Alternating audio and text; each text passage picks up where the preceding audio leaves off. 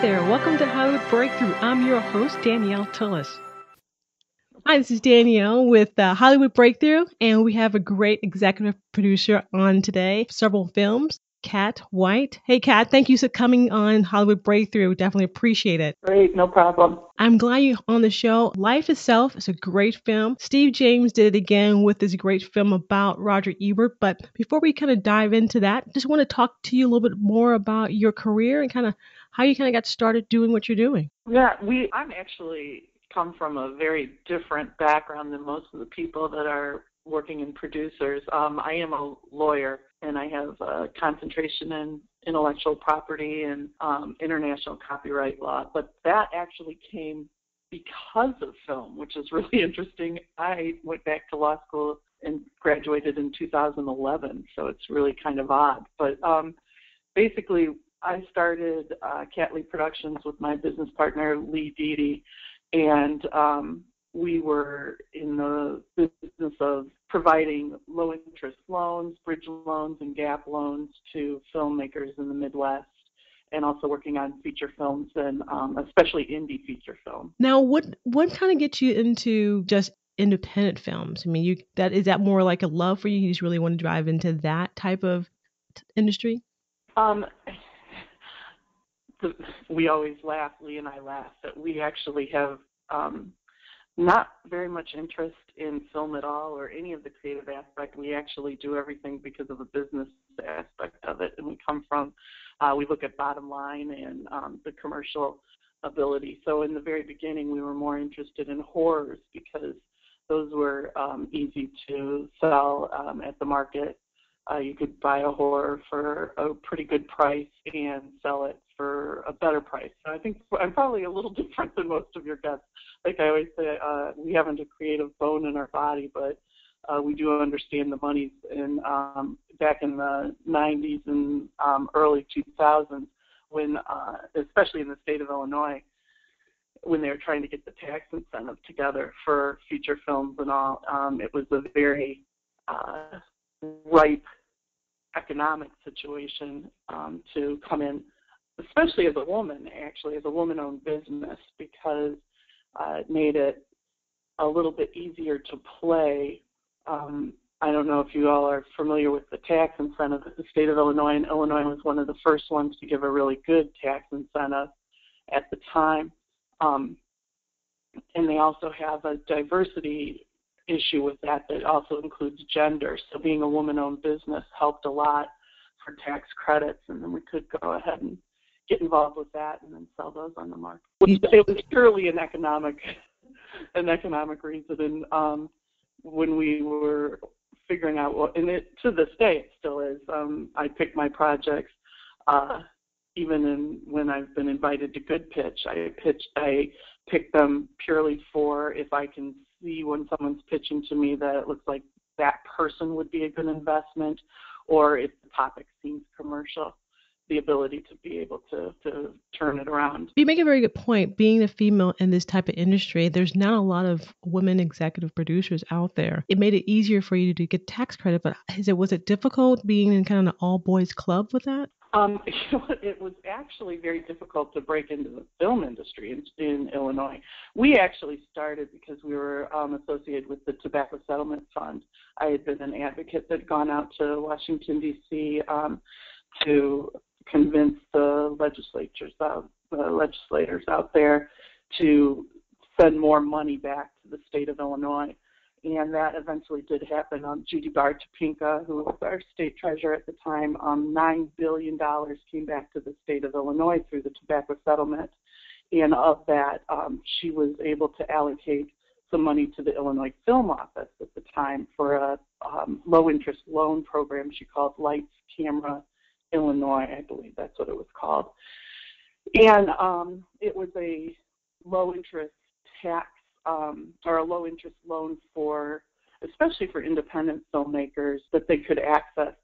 There were some problems I felt with it because at that point when it first came out, the independent filmmaker needed to have $1 million in assets. And so usually when you have $1 million in tangible assets available to you, you don't have as much problem financing. So it was a very odd situation. And I know a couple films. One of the ones that I worked on that came out at, I believe it's now called Doubting Riley, was one of the first films to access that low-interest loan. So that's how we really became involved in filmmaking, was through some other work that we were doing with the state government. And basically, quite honestly, I didn't like the plan that they had because they were making the filmmakers have such a high asset level. And so we came in, and as I said, I'm a producer now, boys. And that's basically how it all started. That's great. Now, was one of the films you just started at short was the King of the Tango? Was that one of the first ones you produced? That is so hilarious. Okay, King of the Tango was because, and that was another one the thing where I said it was hard to break into the Illinois film business. People here were so skeptical because they didn't know where we were coming from. We had absolutely no background in film, no interest in it. And so when you'd go and talk to people, they just were like, who are these women that are saying we have the money, but we don't want to get involved in the film? Well, King of the Tango was an IFP project, an independent feature project, and they had approached us to come in and be one of the sponsors for that. So that was one of the very first films where I actually did get involved because as a crew member, I actually sat in as the craft service lady. So people didn't realize I was financing the short at the same time because we kept that under wraps. But at the time, I sat in the craft service tent, and that was one of the best ways that I found to quickly immerse myself into the film industry and see what just being able to talk to everybody. Plus, it's also an awesome way to control your investment because you can, when you're in the craft service tent, you see all the waste that's happening around you. Oh, okay. So it's kind of good that you kind of kept that a little bit of secret that you're actually on the set. Right, right. An even funnier story that comes out of that, and they tell it all the time, people now that have worked up, because at the beginning, that project, the people that were working on it, it was their, the first screenwriting, and the producer, Claire Conley, who worked on it, was one of the first producers. She went on to work different aspects of crew on, like, The Dark Knight and TV shows. She works with Christina Varatzis, who's a big indie producer, line producer and all, and producer in Illinois. But at the time, everybody was green, so it was really kind of a fun experience. Everyone was so excited, and the short was really important to everyone. And when they had told me I had to do craft service, I had no idea what that meant. And I thought she meant I had to get every single thing donated from the company Kraft. So I pretty much did, and it was really, they kept laughing at me because they explained to me later on, no, not K-R-A-F-T, C-R-A-F-T. So it was a very fun time. It was hot. We were down in Kankakee, Illinois, I think it was. So that was a fun awakening. And then after that, I had a better understanding of what the crews were going through. So it made me realize some of the perks that needed to be on other sets. So when I was working on other films, we made sure that there were certain perks that would help the crew members. That was important to me after that. I see. Now, I've seen this movie before, The Trials of Muhammad Ali, and I decided to see it again last night because I want to refresh my memory about it. That movie is very intense, and that was another film that you were a part of in 2013, which is, I want to say that movie was on Independent Lens, and now it's on Netflix, so people can definitely get that film on Netflix. But that movie is very intense, and there was part aspect of him that I really didn't know. Even though I've seen other Muhammad Ali movies, that part of that film was very interesting to see. That was a wonderful film. That's through Cartemquin Films. That was definitely, we got involved in that. I came on as executive producer and that was another one of the, where I chose it because of a person. So I was investing in Rachel Kilney, who was one of the producers on that. And I more so than what the actual topic was at that point. So they had run into a bunch of problems at the end for some licensing, and I came on board in the end and helped with them get some financing and some things going on. And so that it was purely our involvement on it was purely a financial involvement. Now, how do you do that? How do you find money? That is your job to do, but how difficult is that to find money for a vision of film that's not there yet, or at the end of a film where, like, we need more funds? How easy or how hard that is to do? That one was an easy one because Muhammad Ali is, easy, fun. Commercially, it seemed like it would be a much better venture than it was, but I chalked that up to the fact that it actually premiered and we were trying to sell it at Tribeca at the film festival, and I believe it premiered either the night before or the night after. I think this was the night after the Boston bombings, the marathon bombings, and so that caused a lot of problems, I felt, with different organizations when they were going to come and buy it. I mean, we had a lot of interest from some pretty good studios and distributors, and people got a little nervous afterwards because of that. Because, like you said, it's not a boxing film. It's about Ali's refusal to go to go to war because of his religious beliefs. And I loved the film too. But raising money, it's all about networking, and we just happen to have a really tight network. Okay, yes. And what in this film, basically, that movie, the Trials of Muhammad Ali, you indicated because of the bombing, but how easy was it to get into, like, Netflix? Because Netflix is showing a film now on their listings there. I heard that someone was on a flight and saw it too. And all of that distributor was handled through Cartemquin Films. They do not have a problem. Cartemquin handles documentaries, and they are the production company that was behind Hoop Dreams and The Interrupters, just a bunch of excellent documentaries. And so they have a system where they know everybody, that kind of thing. I think it obviously there's negotiations that go on, but it's not as hard to sell. Once you get into Cartemquin, once Cartemquin has decided that they are interested in supporting you as a independent producer, that's like a feather in your cap right there. And actually that's what helped us too. Catley Productions, if you can see with documentaries that we only work with Cartemquin or Good Pitch. And it is hard when you have when independent features are trying to find money. I get that question all the time. We're commercial based, so for us, we work with groups, the Kipling Group or Cartemquin Films or Good Pitch, because they've already gone through and culled, and made sure that the filmmakers are legit filmmakers or have passed, and that the projects are worthy and will be an easy sell, to whether it goes to public broadcasting or Netflix. CNN Films is who we sold the television rights to for Life Itself. And then they almost exclusively handle all of that distribution deal until, once you get a major distributor on, like, for instance, we have Magnolia Films on for Life Itself, then they take over from there. So Catley Productions teaming up with Cartemquin Films mainly to bring in either private equity or some other types of funding, whether it be foundation funding, things like that. So that's why we worked with them.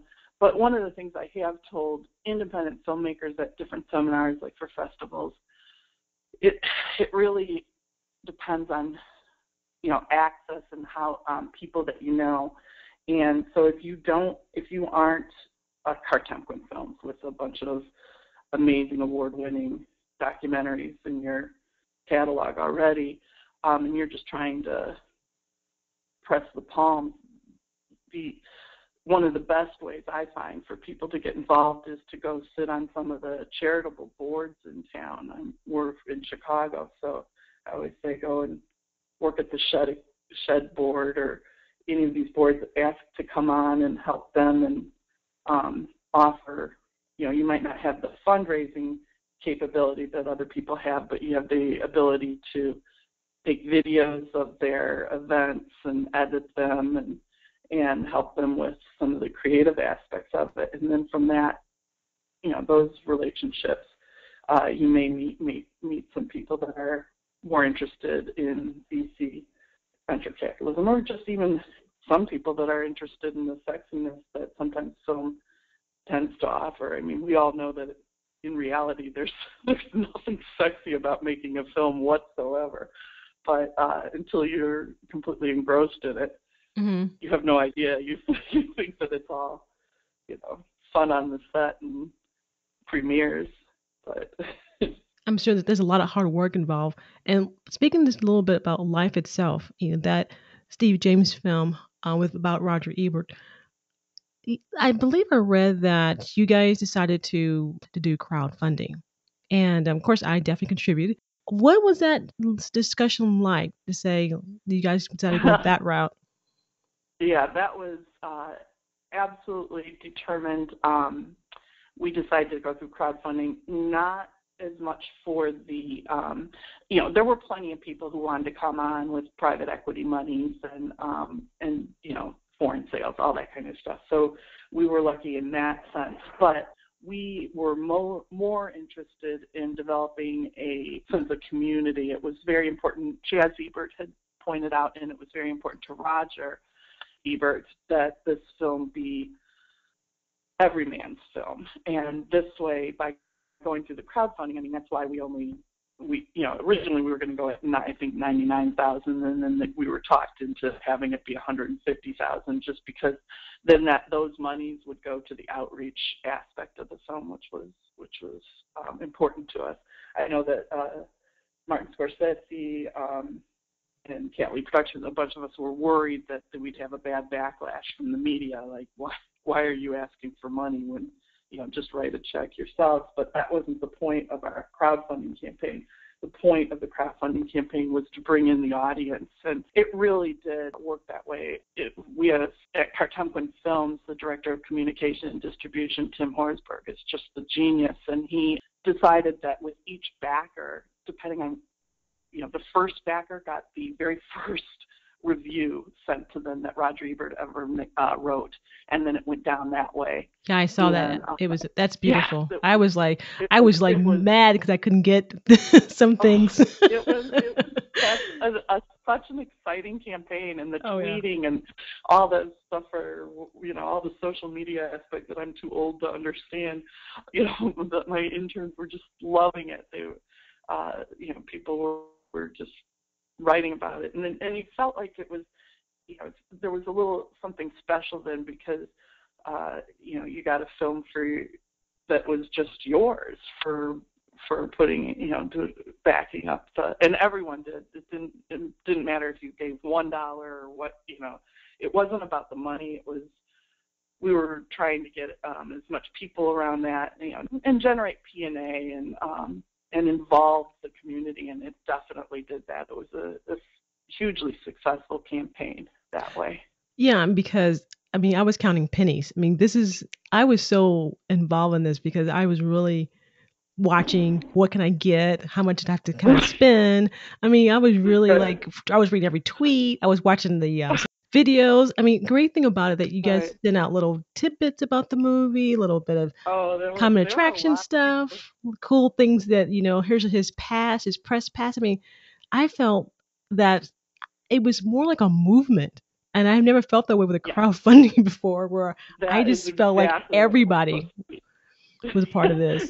That's exactly what was supposed to happen. And it's funny because it was a fantastic event. The whole experience was very exciting, thank goodness, because it was also one of the most exhaustive things I've ever done. And if it was just purely to make money, we were all saying, oh my gosh, by the time you're done, it's 1 cent a minute. But I think it's wonderful. I've heard since then that for independent filmmakers, like non-commercial people at all, that you can raise $10,000, $15,000, and that can really go far for some people. I mean, obviously on a film like what we had, you need more. And I had dinner with the filmmaker, film director, Spike Lee, and he also had done a campaign on Kickstarter, and we both just sat there shaking our head laughing. We're like, yep, it was very interesting. It was a wonderful experience. I don't know that I'll ever do it again. I really don't know that I'll ever do it again.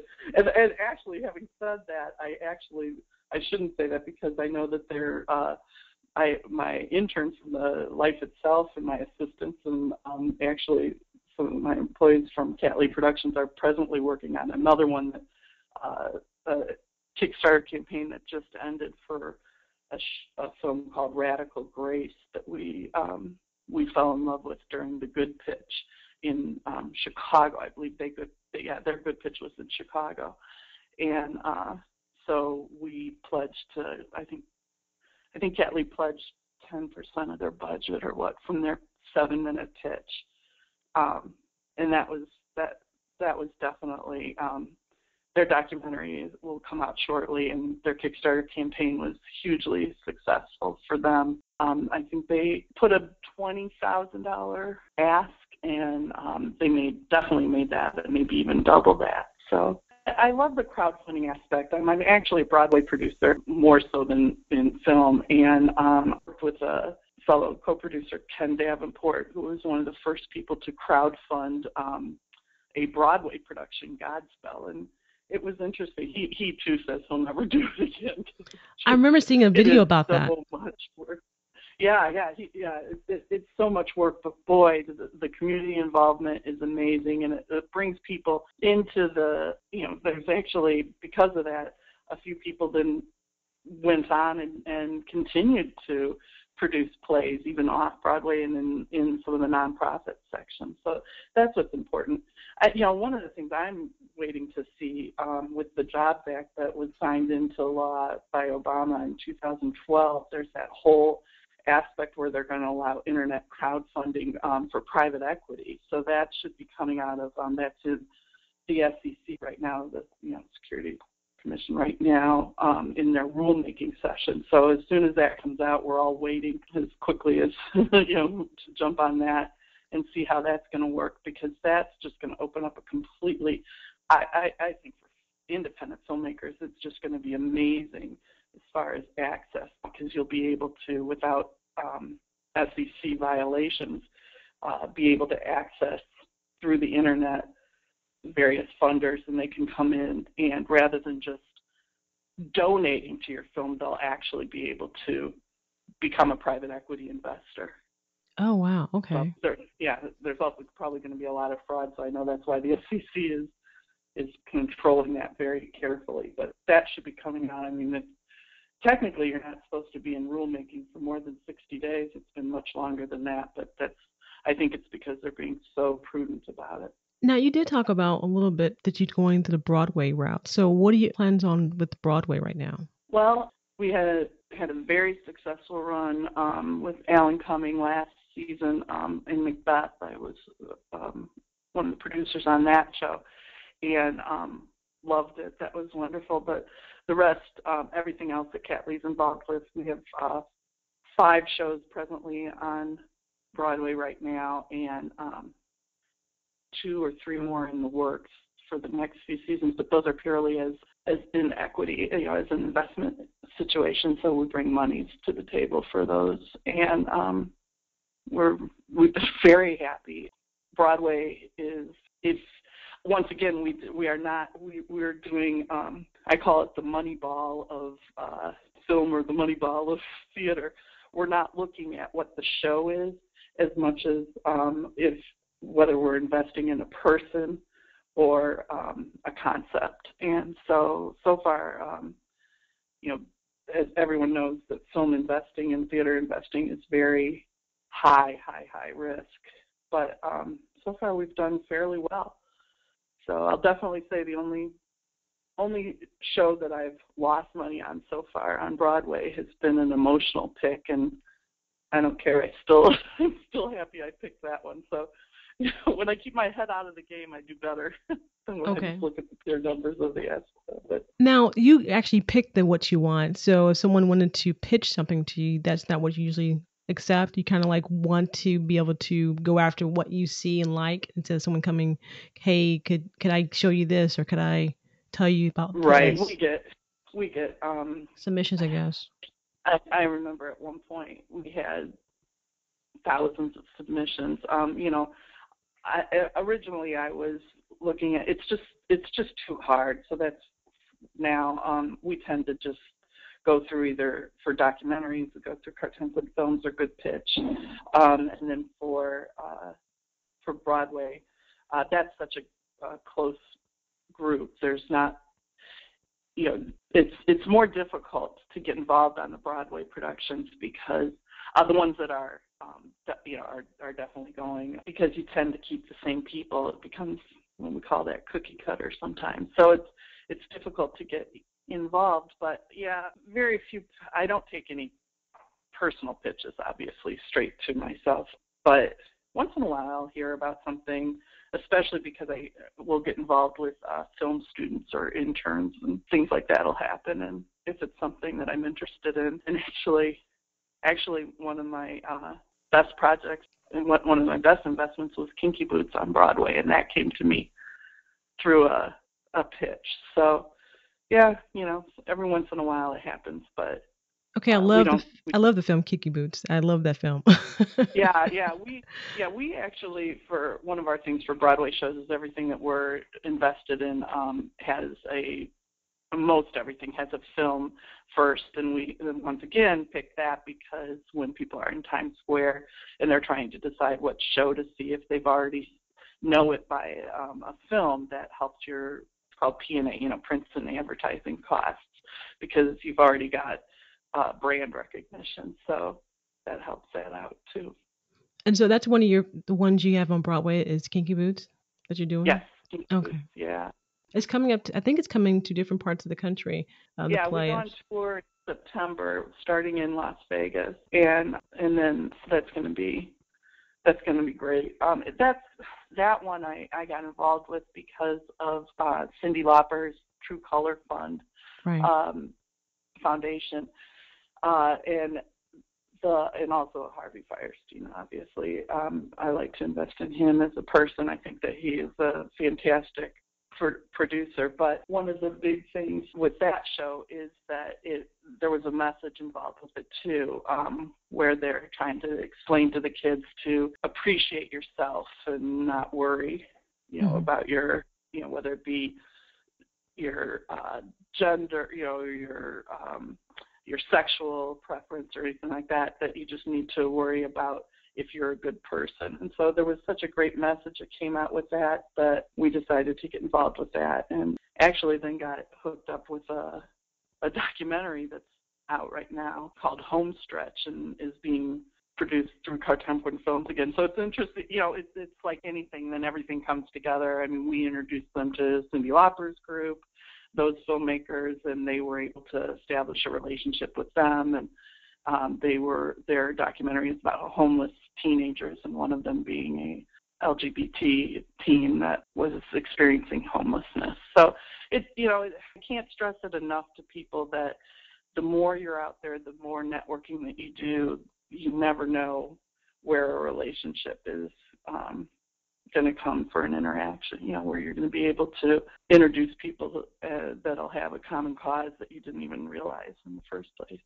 Now, do you think some of these people that want to go into this type of industry have to, you're in Chicago, do you think people have to go to LA or New York to really do the networking they need to do? No. I mean, that is one of the reasons I'm a big believer in going someplace, be a big fish in a small pond. So it makes it easier because, not only with the tax incentives and being a woman-owned business, but also being in the Chicago area, there's less competition. And there's plenty of, especially right now, and I was talking to the Chicago Film Commissioner and the Illinois Film Commissioner, and they just have so much coming into Chicago for television and specifically television. And they've always done well in film, but and so no, you don't. I think maybe in certain crew positions it might be more important. In Chicago right now, there's so much going on that people do tend to work in the crew positions. But there's sometimes when it gets pretty dicey out there for the crew if there's not a lot of shows being shot. Well, anybody can get on and Google about what the tax incentive did for the state of Michigan, and you can see how so many filmmakers and crew people came into Detroit and all the different areas and became Michigan, living in Michigan so that they could be part of that, the tax incentives there. Okay. Now, what's some of if you look about your career path, what's some of the hardest thing that you felt like it was hard to do and you kind of overcome, or just you had to overcome it because of this situation? You did mention that in some of these Broadways, you didn't have a loss, but because you had your head in it more. Is that difficult Right. to love something and then be crushed by it didn't do what you expected? And when that happens, how do you kind of like get over that Well, and keep going? I don't think I have gotten over it. In fact, in actuality, what it did is make me say to myself, okay, it got me back on track, and okay, those are good when you're doing something, helping, like, keep that for the nonprofit section, not for the commercial section. That's what that did for me. So, yeah, that does hurt. I think probably one of the things that upsets me the most in the entertainment business, because we have other businesses too, but in the entertainment world, is that I find that some of the best films or theater productions are oftentimes the ones that don't get the proper credit or awards, and just for odd situations like the trials of Muhammad Ali, which I think is an amazing documentary. I think it should have been Oscar nominated. Something, I blame it on the Boston Marathon bombings. Maybe I'm crazy, but I really do. I know, I think you're right about that. I do. I think you're right about something that. like that happens. That'll affect who your distributor is, and we all understand that once the distributor comes on board, that can make or break a film, and especially a documentary like that that should have had a wide theatrical release. I mean, it did have a theatrical release, but it should have gotten out to more public. So something like that is kind of, is upsetting to me, but I definitely have realized that because I don't have a creative bone in my body, that whenever I try to do that, that's when I mess up. So basically, stick with what you know. Do what you do best. And what I do best is look at numbers and look at trends and figure out, what I think is going to work that way. So whenever I stick to my formula, that works better for me. And I think that I found when directors or writers try to be their own producers, or they try and do their own contracts and all, that's when you see things mess up, because they may be able to set up the most perfect shot, but when they go to do a contract, they leave out something very important, and then they don't get the legal representation. I see this happen a lot in the indie films. I mean, it just blows my mind. You would think the very first thing you would do would be to hire a lawyer, even if it was on contingency basis, on back-end basis, and also a sales agent should be one of the very first things you do, but people don't. They're just the producers the directors, usually a writer-director in an independent film, then decides to do that dreaded triumvirate, which I will not invest in. That's when it's producer, writer, director. Go away. Okay, that's good to know. That is very scary. That said, if it's someone like Steve James, then it's very different. That's right. very different. But when it's a first time producer, writer, director, don't even bother talking to me, because there's no way you can do all three of those things and do them well. Do what you know what to do. Make sure you find someone.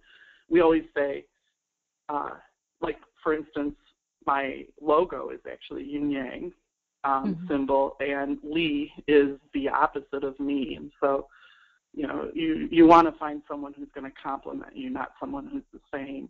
And I'll be working with,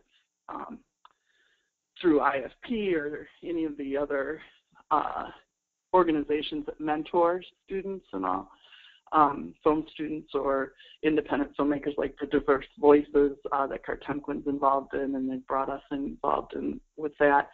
And it amazes me how the people want to do every single thing themselves and not go and find someone who would much rather just look at the numbers and figure out their tax incentive. And they get too, all they want to do is make their film.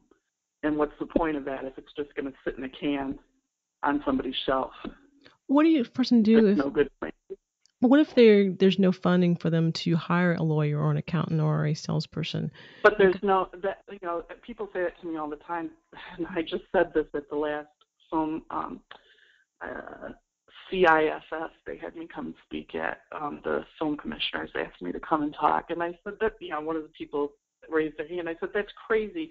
You're in Chicago. There's 5 law schools, at least 5 law schools here. You have law students that so much need to get some experience, and you're asking them to help you with their with your contracts and stuff from on a film. That's sexy. That's a lot more sexier than some of the other things they're doing. And even with Life Itself, we have I think the best sales agent in the world, John Sloss.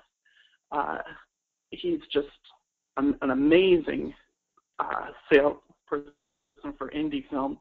But they all work on a contingency basis. They work as a back end. So they take their monies after they sell everything. So when people say, well, we don't have the money to pay for a lawyer up front, that's because they don't know what they're doing.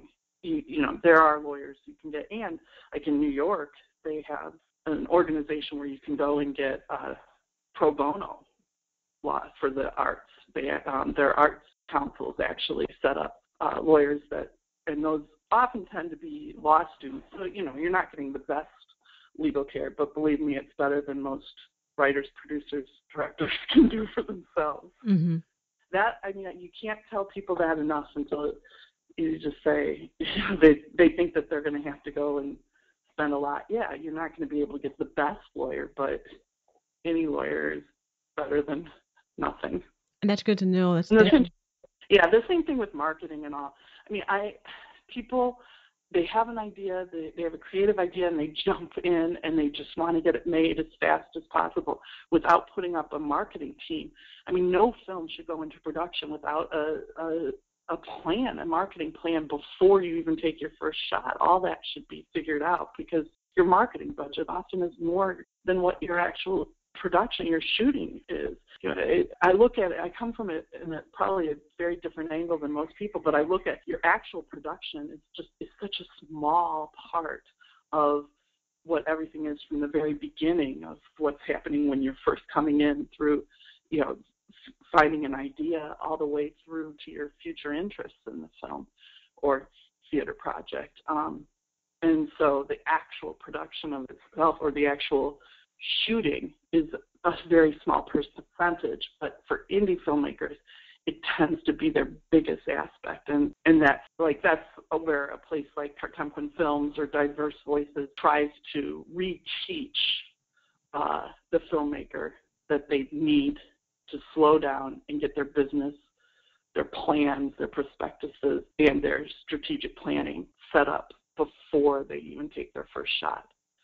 I talk to people all the time, and in the state of Illinois is one of the few states that offers a tax incentive for documentary films. And people will tell me that they're working on a documentary, and I said, no, well, before you started shooting, you went to the film office, filled out all the forms to see if you can get the tax credit, correct? They're like, no. Dude, that's 30%, more than 30% back for your Illinois expenditures and any salaries with a $100,000 cap. It adds up. And if you're not taking advantage of those opportunities that the state is offering you, then shame on you. You shouldn't be making your film. Now, how long they have to, if they want to go, if they went to Illinois and do this, how long they have to be a resident there to actually benefit from the tax credit? You can go on to the Illinois Film Office website. And also the people in the Illinois Film Commissioner's office are just amazing. They will help you with everything. You can call them up, and they'll immediately explain everything. There is a residency, and I don't know. It goes from state to state. They would definitely have that on the website, or if it's not, they should, and then you can call them up and ask. Tax incentives, I know when you're getting a tax incentive, you'll get a diversity form that where you put down your gender and then also your ethnicity if you'd like to, but otherwise you put your address, and then that has to correspond with your W-9 or your W-4 or your W-2, and then also a copy of your driver's license, and those are the three things that are necessary for the state of Illinois to consider the employee as a legitimate business. Okay. And as far as expenditures are concerned, as long as you spent it in the state of Illinois for your production, it's almost everything is covered except for certain things like mailing costs and all. So the reason that many of the bigger films, Transformers, things like that, come here, and I know that Cartemquin has had great success with one of their documentaries, and I know they have two more up for the tax incentive, but one of them came back and, they got almost a third of their budget back, and for a documentary, and that's pretty big. So really, see, for a film person, they really need, first thing they need to do is check their state for the tax credit. Right, yeah. I know Illinois is one of the few for documentaries, but it has a good one for feature films. All you have to do is Google film tax incentives, and you'll come up with a whole bunch of different resources. A lot of states don't really offer the tax credit as well as other states. Would you suggest them to stay there and take what they can, or just probably go ahead and move, go to the state that does have the bigger tax credit for them? Well, you mean am I encouraging the crew or am I encouraging producers? Like for crew, I know that there was when Michigan all of a sudden had I believe it was 42%.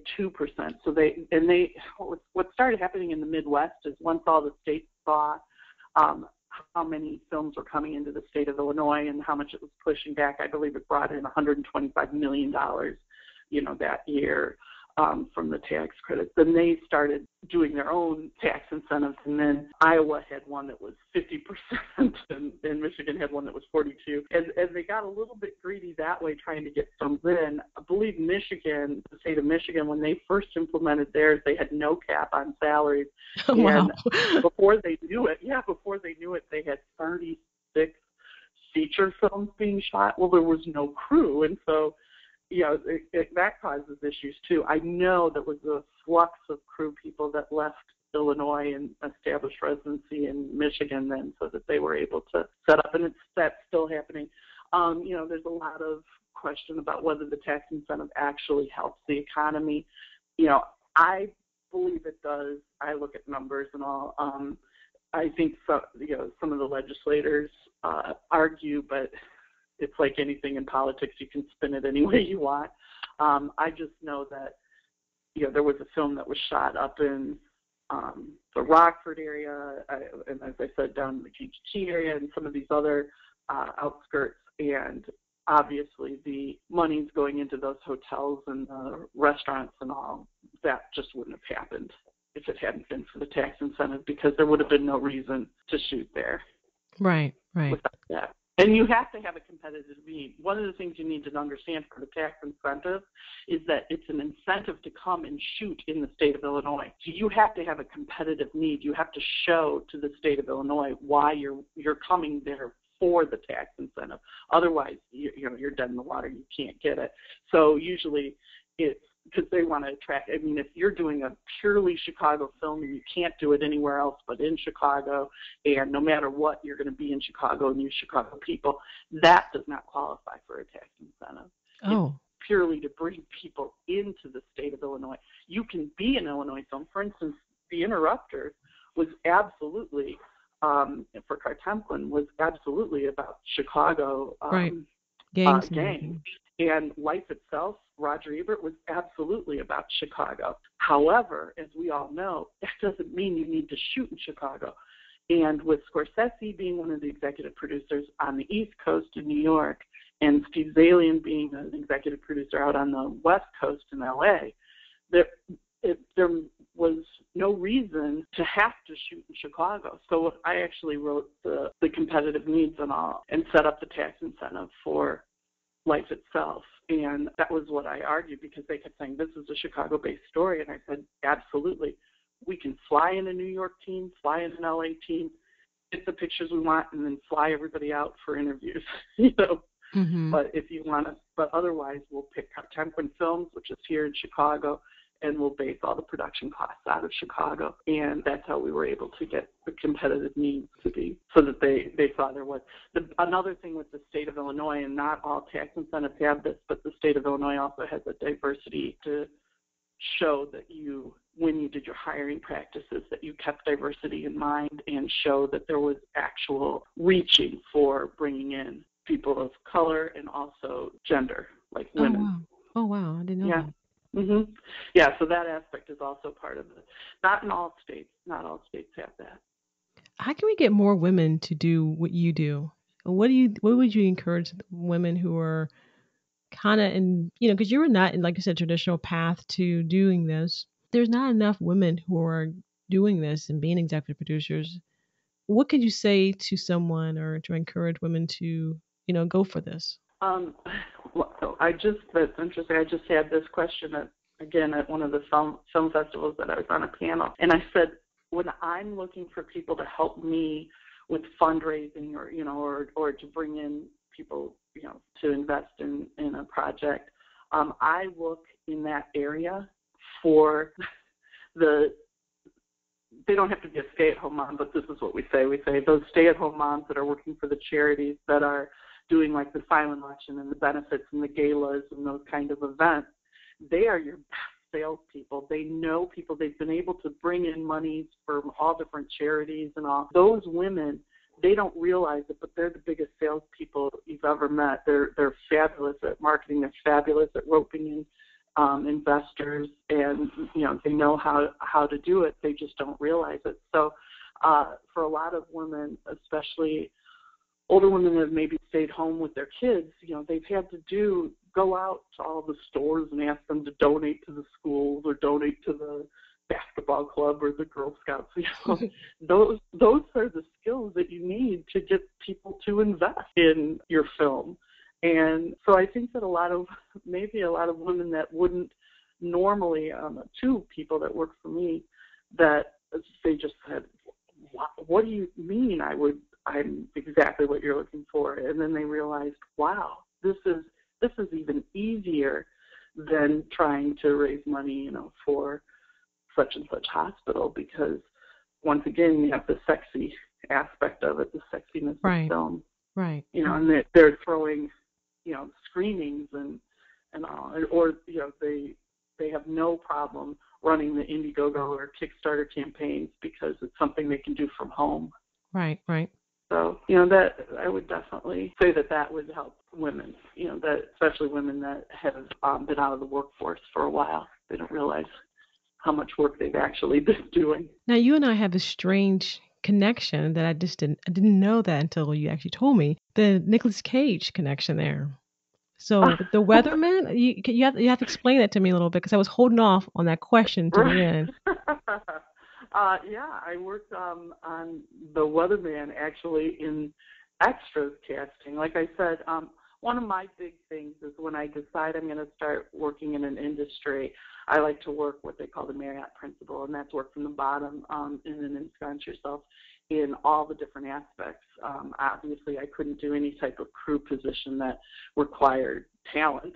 It had to be things that I could put my business sense to. And so one of the things that I found I was able to bring to film was either in the craft service areas or any of that kind of locations, anything that had to do with networking, obviously. And then extras casting, that was an easy one because that's tends to be more of a business aspect. It's organizational and just bringing in people, you know.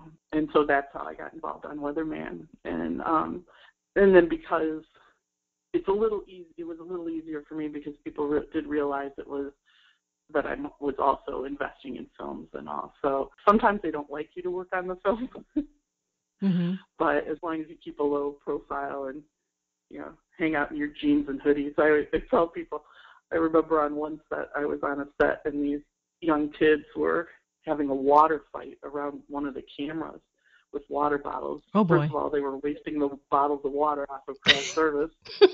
Secondly, they were around one of my cameras that was a $500,000 camera, and I was yelling at them, and they were smart-mouthing back, and finally I just said, "You're fired!" And they're like, "Fire us." And then they were like, "Oh, whoops, I guess she can fire us." I kind of blew that. I was no longer, after that, and people were like scared to come to the craft service tent, so I had to leave set after that. But I can imagine seeing that visual. Yeah. There's a camera there and they're throwing water. Yeah, exactly. But you know what? You get some of these young crew kids and they're just not paying attention. They don't understand what's happening. They get bored because, you know, something's taking too long. And we start a water fight because, you know, it's just water, you know. It's not going to hurt anybody. Not your a camera that maybe costs big as most of a house or a car and maybe your college fund. Right. And that's one of the things I always tell people too is you have no idea who the extra is. I mean, you know, I had you know, a couple people from the Forbes list that were extras in a couple of our shows. One of the shows we had, it was back in 2004. You'll have to look it up on IMDb. It had Austin Pendleton in it, and it was shot in Chicago. We did a scene in a state's attorney gala event, and the people that we put in for the extras were all people that actually we would have had coming to these $10,000 a plate dinners. And we looked around and I said, "Do you realize we have way over in tangible assets, way over $1 billion worth of extras in here?" They were all like, "Don't tell me that. It was this little, you know, less than $1 million, I think, feature film." So, you know, you never know who's even being an extra. It could be one of your investors. So you got to be careful. I tell crew people, make sure you're being careful about that stuff. Yeah. I just want to tell you, gosh, you know, you definitely are a woman that rocks because life itself, you know, you definitely got that going. I'm looking forward to talking to Steve James, so I'm very excited. But right. Kinky Boots, and I want to say that I did not get that going. They came to me, and you know, I would love to take credit for getting that going. I mean, I'll take credit for spearheading the Indiegogo campaign as far as the community, but you know, all the bright part of that was Cartemplin Films and Tim Horsberg. But and all the rest of it, obviously, life itself. I mean, that was a no-brainer. Right. Steve James is an amazing filmmaker, and fingers crossed the Academy will recognize him next year for his endeavors. Yeah, he's just fantastic. So that was absolutely a no-brainer. I'd like to take credit for the film, but I absolutely cannot. Well, your Broadway feature is coming up with the Kinky Boots, so I mean that's pretty great. Yeah, we have that. We have Idina Menzel's on Broadway right now with ESTELLE. We have, you know, the Tonys are next week, or the 8th, so everybody's kind of butterflies in their stomach waiting because, you know, on our end of it, the Tonys make or break you. You know, Tony nominations first are the ones that make and break you, and then if you win, that just will change the show. Shows will close right after the Tonys if they don't win. So, you know, we have Audra McDonald is up for Lady Day, one of our shows, Lady Day, at Emerson Bar and Grill. She's playing Billie Holiday, and you know, if anyone can get out there to see it, I went and saw it. I could not believe it. I couldn't believe it was Audra. I mean, she just absolutely became Billie Holiday, and she's up for a Tony. And if she wins this Tony, she will have won every Tony. The first person to win every Tony in each acting field. Oh, wow. So, yeah, that's going to be exciting. And then last year, obviously, Cyndi Lauper was the first person to win for orchestration, as a woman only. There had been a woman-male team. As you can tell, I'm very female biased, gender biased. That's no problem. No problem. I'm there. I'm there too. I'm there too. Yeah. So gotta root for the girls. Yeah. So Idina is up for If Then, for her musical. Idina Menzel, she did Frozen. She was the one that John Travolta messed up her name at the Oscars. Right. Which was the best thing that ever happened to us for pre-sales and media attention. We were like, woohoo! Thank you, John Travolta. Yeah, exactly. Can you miss a couple more things for us? You should give him a present for that. For sure. And we jumped on that immediately. We put in playbills, like leaflets that said, today the part of Idina Menzel will be played by Adele Dazeem. And I saw Twitter about that. People were tweeting about that. We set up some Twitter accounts and Facebook pages, and we took it for as far as we could. And Idina was very gracious, because that was her big, to go out. She was already a Broadway star, but to be seen on the Oscars, and she was rattled when he mispronounced her name, but she sang Frozen and belted it out. And plus, it made her a household name, because I didn't know who she was. Exactly. I had no idea. And soon he messed up the name. He messed up her name. Like, who is this girl? Yeah. And then you start finding out more about her. Yeah, Ellen came out and immediately corrected her name, said it twice, and then we just, when that happened, we were all sitting there, and man, the text messages started flying, and as fast as all of us grouped, and as fast as we could, started putting out social media aspects of it, and regrouping, trying to figure out how we could capitalize on the mistake, and it definitely did. Definitely did. Definitely. That's one of the things that people need to realize too, is that obviously there's bad publicity, but something like that, it could have been just a boo-hoo, but no, go for it.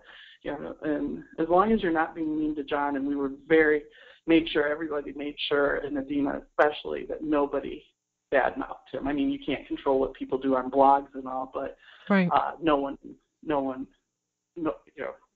all of us absolutely thanked his camp profusely for the attention that we got, and I felt bad for him. He really got, I think he got the name Adele in his head, mm-hmm. and then he just got, because he knew who she was.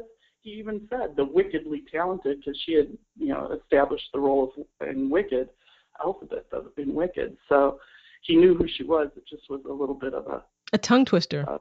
And they said he had forgotten his glasses too, so he was trying to read the teleprompter. Mm-hmm. Something like that was our game. So that was fantastic, and we've been doing well ever since. I think they gross almost $1 million a week on that show. So, obviously it's a gross. There's a lot of expenses that come out in a Broadway show, but that was definitely not expected, but well accepted. That's for sure. Well, I'm glad we had a chance to talk, because I learned so much about what you do and all the work you've done and all the different productions you actually touched and laid your hands on. So I'm definitely honored to talk to you. Well, thank you, and thank you for. I got to know you because you were a very generous donor on our Indiegogo campaign for Life Itself, and that's how you and I connected. And like you said, now you'll be able to do a video chat or a hangout or whatever. I think it's a Google Hangout, or I don't know social media. Mm-hmm. That's why I make sure that I hire people or use interns that do. Going back to things, to find someone who knows what they're doing. But yeah, so that's how we became acquainted with each other, was from that. So yeah, it is interesting. It's all about networking. I definitely want you to come back on the show, especially during the process of the Tonys. I definitely want to, get get in your head a little bit and see how Yeah. sweating you might be. Yeah, you know. we're going, I'll go out there on the 6th of June, and a lot of deal making happens that weekend, so that'll be fun. And then the day of the show is a pretty crazy time. So I get to sit with, this year I'll be sitting with some friends that I think are probably going to win every single category in the Tonys. They're called Joan Jett Productions, which it's JHETT, and they have a lot of great shows that I think are going to hit. They've got A Raisin in the Sun, Gentleman's Guide. So pretty much every category we're going to be competing against each other and sitting next to each other. It'll be a great time. Oh boy. Yeah. Oh boy. Some things we work together on, but a lot of things they keep for themselves, and I think they're going to have a banner year this year, that's for sure. So it'll be fun to be near them. Yeah, but you never know. There's always a twist. There's always like, what? Yeah. It's like anything. People don't understand that it's, for instance, our Macbeth, Alan Cumming played almost all the roles of Macbeth. It was a hugely successful show. One of the reasons I got involved with it, not only because of Alan Cumming, but because we brought in high school students to actually see it. And the production was a mass media event where the witches were on television screens of him, and the kids loved it. The high school kids loved it. It made them so interested in Macbeth afterwards because, it was presented in such a different form than they'd ever seen before. And we got shut out of the Tony nominations mostly because they were considering it more of a one-man show, which I can see their part of it is that when you don't employ that many people, that's a problem too. But he got shut out of the nominations, but then he ended up winning almost all the audience awards, like Broadway.com and New York Times, things like that. So yeah, people don't realize the same thing with the Academy for the Oscars and for the Tonys. It's like anything. I always say it's like being in high school again. It's homecoming prom and all those courts, and it's all political and who's most popular at that moment and so on and so forth. But hopefully, every once in a while, we get someone who truly deserves it. And my prediction this year is Audra is gonna win that. Even if I wasn't involved in the show, believe me, it's just she's an amazing actress and amazing singer, and she deserves to win for sure. And she's doing the Billie Holiday. That's the Billie Holiday. That's Lady Day. Yeah. Lady Day. We also have Rocky on Broadway, and the scenic design. I'm predicting that we'll win for scenic design on that. That's just an amazing spectacle of scenery on Broadway. I had gotten involved with that because of Alex Timbers, is one of the best young directors on Broadway right now, and he does audience participation. So in that Broadway show, people actually get up and go up onto the stage and become part of the final fight audience. Wait a minute, what was that? What was that play again? What was that one? It's called Rocky. It's off the Rocky film. Yeah, Sylvester Stallone's one of the producers. Oh, okay. Yeah, it's on Broadway right now, and people are loving it, especially the very end of it. It's quite a Broadway production. If you're going to go in and you want to see something that you're not going to get in your regular hometown, that's a show to see. So we have a couple of things we had to root for you for. We have the Lady Day. So let's bring them out real quick. I just want to bring them out real quick so we can have them listed here so people can watch for this. Okay. Well, Kinky Boots obviously won a plethora of awards last year, so that one is already award-winning, and they continue to do well. But they cannot be nominated, obviously. You just get nominated in your first year. So this year is If Then, which is a new musical. Tom Kitts and Brian Yorkie are involved with that. They're nominated. Idina Menzel's nominated. So that's a fantastic show. David Stone is the lead producer on that. And then I think there's 3 or 4 people from the original Rent cast in that film, or in that play, in that Broadway show. Okay. And then I have Lady Day and Emerson Bar and Grill with Audra McDonald, and Rocky.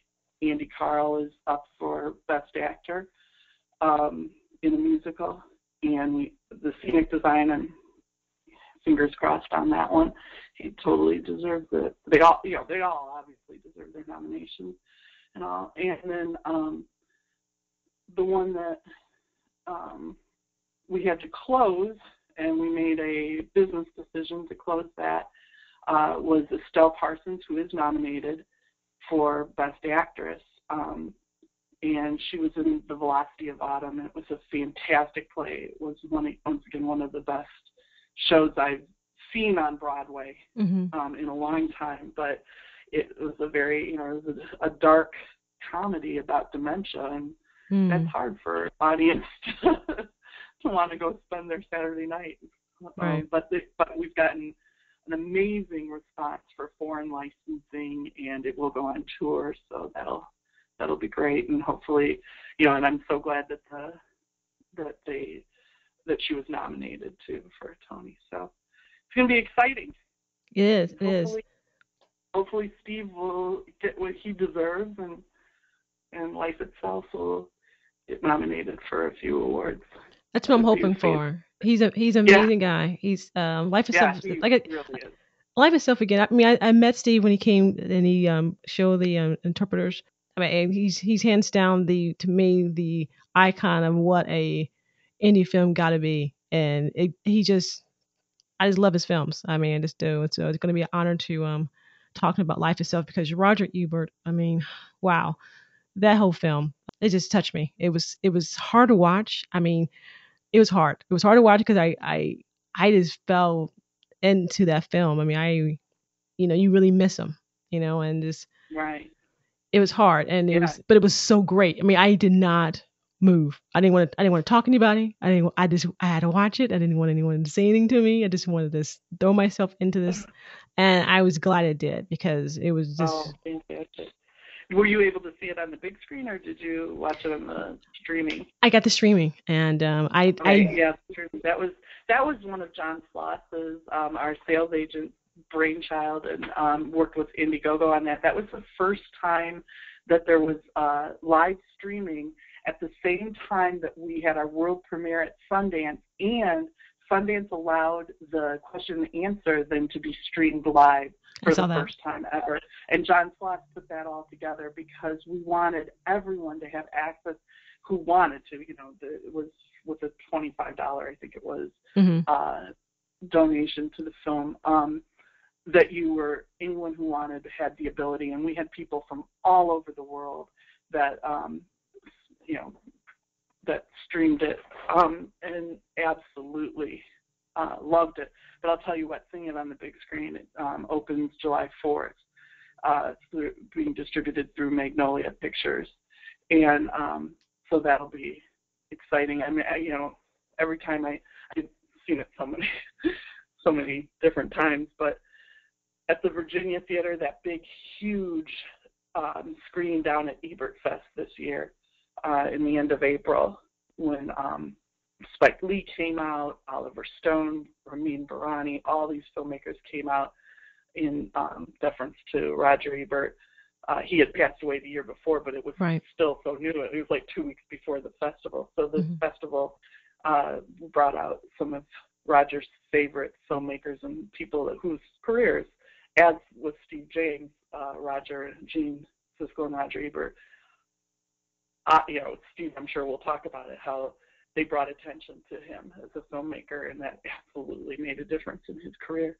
But seeing it on that huge screen at Virginia Theater was, to me, one of the most amazing experiences. So hopefully people will go and see the film. And we have outreach through Katamquin Film and Rehabilitation Institute of Chicago. We're going to have a lot of outreach on disabilities and the film will have some long life, because once it's shown, you don't want it just to sit there. We need to have future interest in it too. Definitely. If it can help people, that makes it just that much better. Yeah, I mean, I was definitely, I watched with other people, and we all walked away, like, oh my gosh. I mean, just watched the Sundance Q&A afterwards, of course, and watched that whole thing, and it was just beautiful. I mean, everything about that film was just amazing. I mean, there's so much stuff that I didn't know about him that I had no idea, and it touched on so many different levels. So I'm very excited to talk about this film. And believe me, as you know, with Steve James and Hoop Dreams or any of the other things that he does, it could have easily been a 4 or 5 hour film, but I'm very proud of them that they were able to cut back. And that's, Steve and Zach Piper, his producer, those, and John Slotz, he works very hand in hand. John Slotz is not only his agent, but is also our sales agent, is Steve James' agent too, I believe. And, that's what I try and explain to young filmmakers is you have to have a team and you have to think smart, because, there's hours and hours and hours of footage you can put in there, but, you're going to lose your audience, and it's better that than instead to give that footage to someone else who's making a documentary, perhaps on Ebert Fest or some other aspect of what's going on. Right. So, that's smart. That is smart.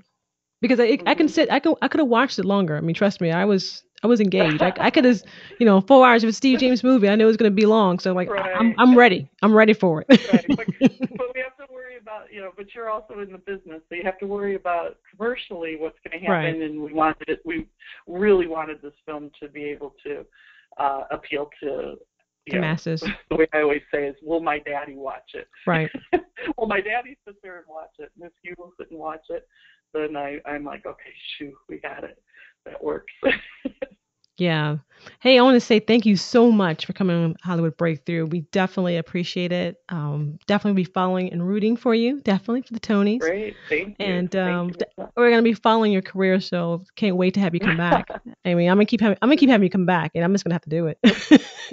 You're going to be doing amazing stuff. I know you are. Thank you very much. Thank you very much, Danielle. I appreciate it. All right. Have a good one. Thanks so much. Okay. Bye, honey.